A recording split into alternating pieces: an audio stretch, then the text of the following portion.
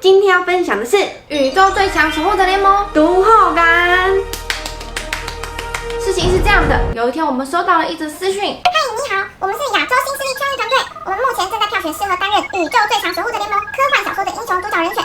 目前粉丝们希望真的能将小说改编剧本，让冠军男团拍成电影，成为英雄主角。目前粉丝们向我们推荐你是适当人选，可向韩团联系完成粉丝们的希望。是的，当下我们每一个字都知道，也都会念，可是为什么就是看不懂？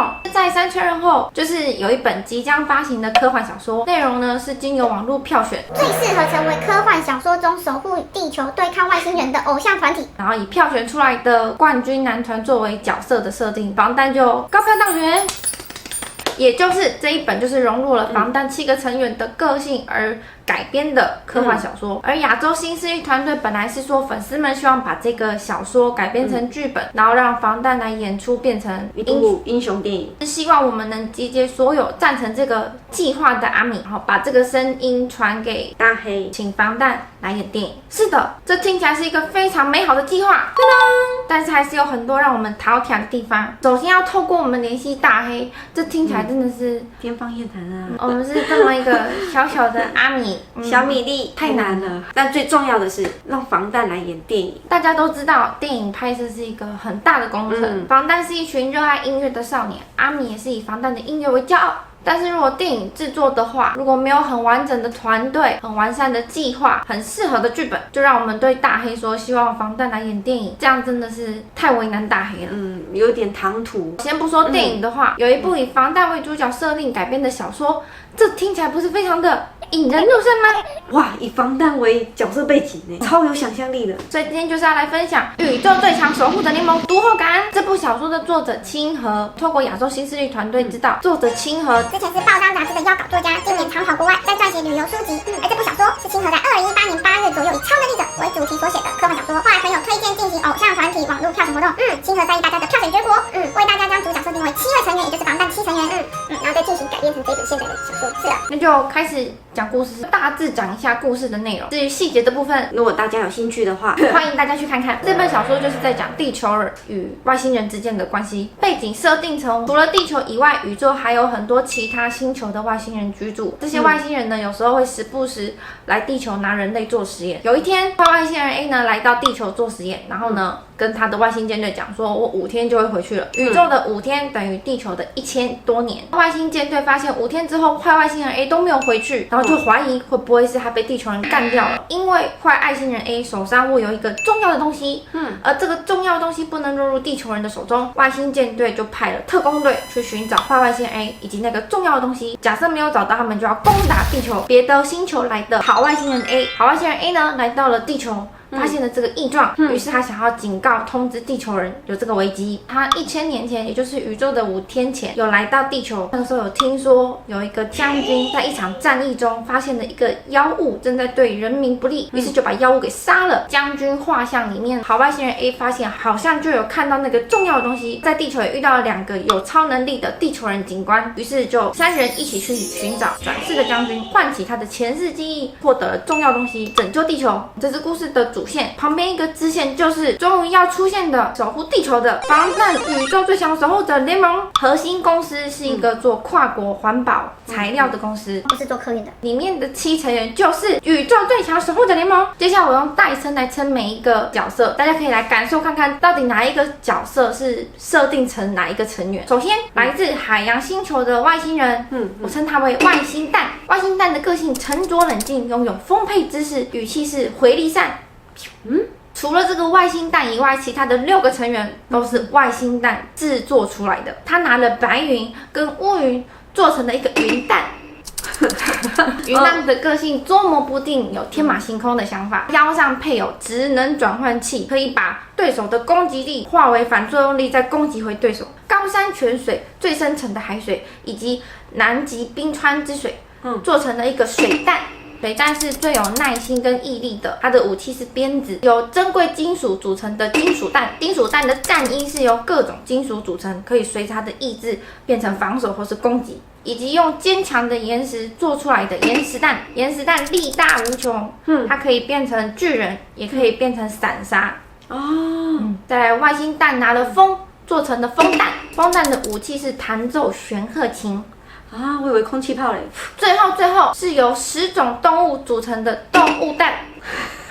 因为它是由10种动物组成的，所以它同时拥有温柔动物的习性，但是也有凶猛动物的特性。所以它平常温和，但是如果你惹到它，它就会化身为猛兽攻击你。所以它可以变恐龙啊！哥吉拉，哥吉拉算动物吗？可是哥吉拉如果变了，地球就毁灭了，它就征服世界了。好像也是。故事就完结。在寻找转世的将军中，外星舰队就攻打地球，宇宙最强守护者联盟就出来守护地球，成功顺利拯救了地球，地球终于再次恢复了平安、幸福、快乐。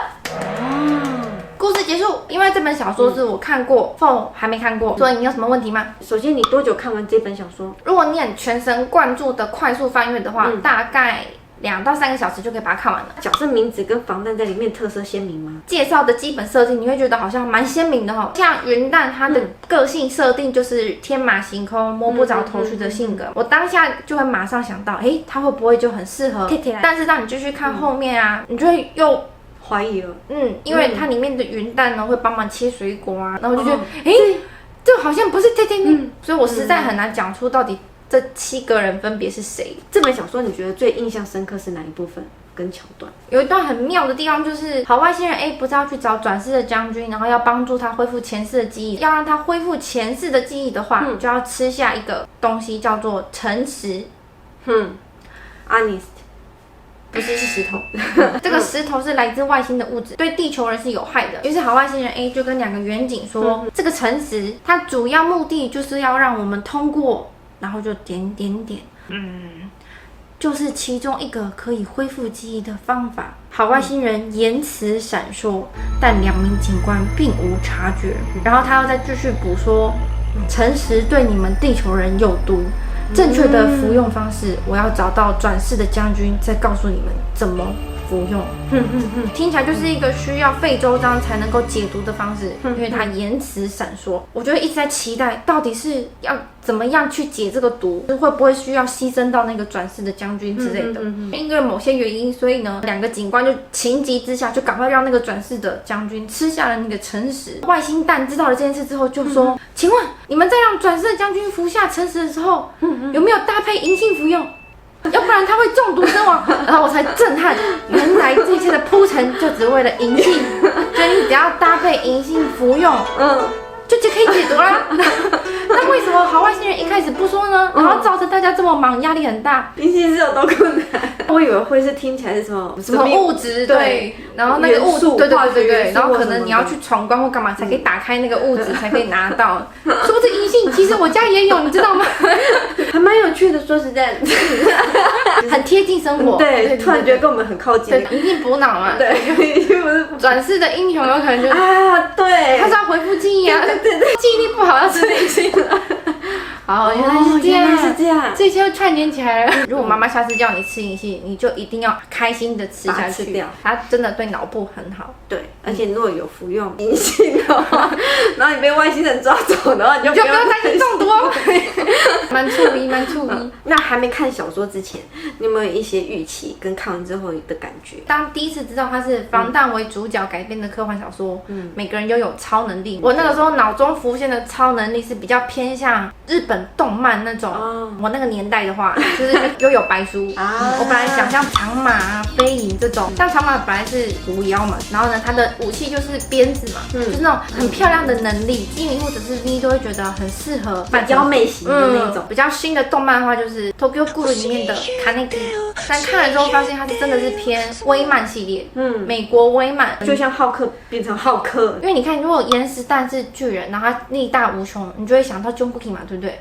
我就会想起，如果他在战斗的时候会成为一个超大 Junbuki， 不用真的变成，他应该真的会变成那种有岩石的那种啊，所以就是那个惊奇四超人里面那一会像惊奇四超人，这样我会很苦恼，默默留下2行热泪，还我Junbuki，就不知道他设定，他只说巨人啊，不知道那个巨人是怎样状态的巨人。那你会推荐这本书吗？我会比较推荐给年龄比较小的小朋友。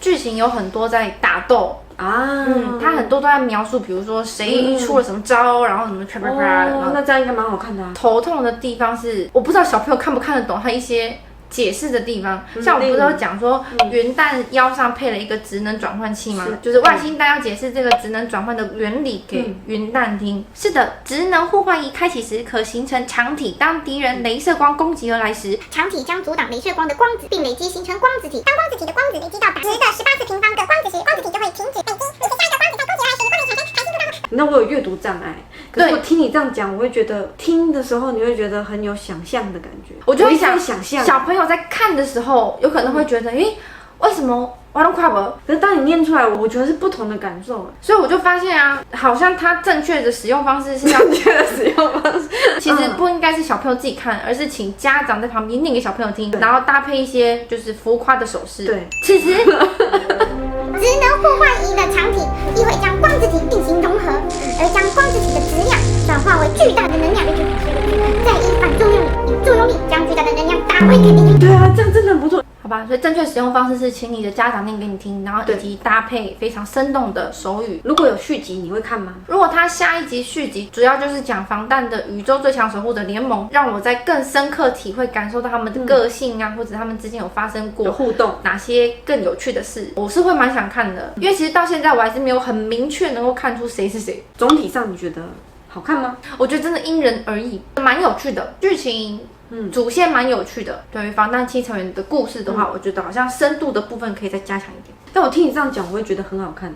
真的吗？因为从你讲的故事大纲啊，它就分了2个支线去写嘛，然后最后再把这2个支线融合在一起，我会觉得还蛮有画面的。如果我直接看，我可能会很快进入梦乡。你如果讲给我听了，然后我再去看，就比较融入包括你说，其实它也是还是有保留部分的篇幅是给那7个人的互动。这个真的是要有人稍微跟我讲一下，我就会想看。当你在看，在试图要投射角色对在防弹身上的时候，你就会觉得非常的有趣。对，能有这一部小说跑出来，我觉得还蛮开心的。对，欢迎大家跟防弹一起守护地球。以上就是宇宙最强守护的联盟读后感心得分享，拜拜 ，See you。我越想越觉得铁铁很适合演长马。到底玄鹤琴是什么？好问题，因为我一直在想说玄鹤琴到底是这样弹还是这样弹。Google 了一下，其实是朝鲜的古琴。我只是一个外星人，你何必救我？然后岩石丹就说：“你在说什么？我们可是宇宙最强守护的联盟。”这本小说预计在1月中就会发行，应该在我们影片出之后很快就会发行的。有粉丝希望可以把它改编成剧本，然后让防弹来拍成电影。我们其实蛮好奇大家对这本小说有什么想法，所以想问问看大家：第一，是否支持防弹拍超能力英雄之类的电影？像是爱豆舞蹈里面，每个人分别都有不同的角色。2，觉得防弹适合哪一类的英雄角色呢？甚至是有没有哪一个作品你觉得超适合让防弹来演？如果不介意的话，请大家跟我们分享吧。